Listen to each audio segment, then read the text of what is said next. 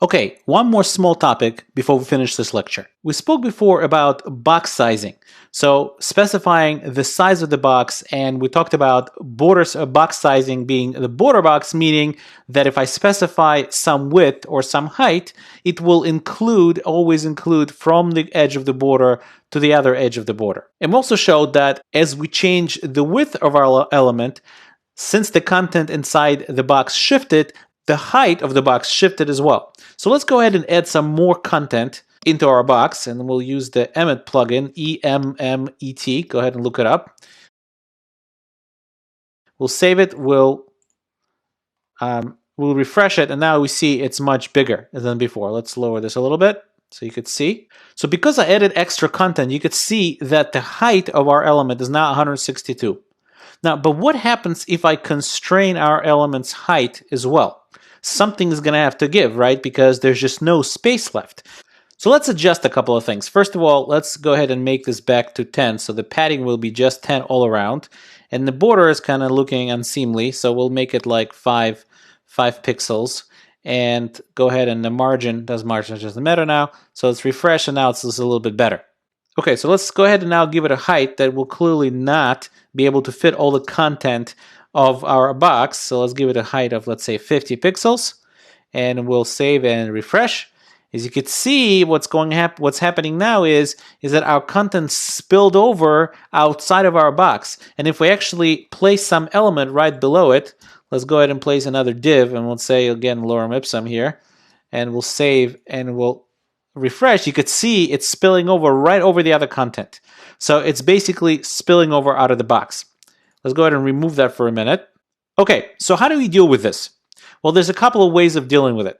And there's just a property to help us do that. And the property is called overflow. So we are overflowing, at the moment, we are overflowing our content outside of the box. So what should we do with that overflow?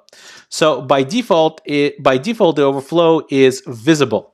And this is exactly what's going on. So if I save this and refresh this again, it's the same thing.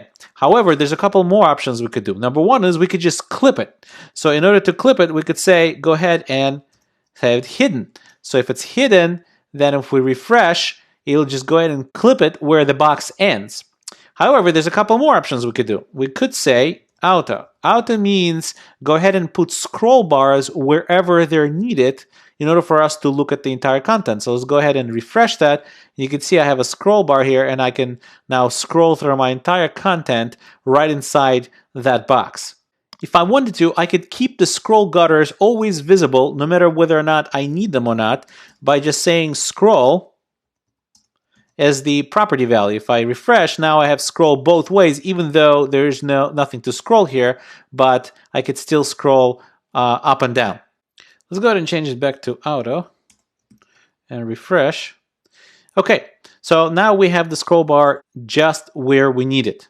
While this is a perfectly acceptable solution to get your content inside the available space that you have, I will warn you that users absolutely hate double scrolling. Having a scroll bar on the side of the browser plus having to scroll inside some element is something that is not preferred. However, there are cases where it's perfectly normal and expected to do. For example, if you're looking through, let's say, terms of service, and you just really want to pack in your entire UI into one visible chunk, yet you want them to be able to scroll through some terms of service or something like that, or some other content. A solution for your overflow being auto is certainly an acceptable one. Okay, so in summary, we spoke about the box model, and really the box model is this very essential topic to understand about CSS, and as we go on to CSS layouts. We talked about the fact that you should prefer to use box sizing border box, and that will keep things consistent for you as you change the border and the padding properties. We spoke about the universal selector, the star selector, and how it can affect every single element in the entire HTML page. And we also spoke about cumulative and collapsing margins. Remember, horizontal margins are cumulative, and for the most part, in most circumstances, the vertical ones collapse.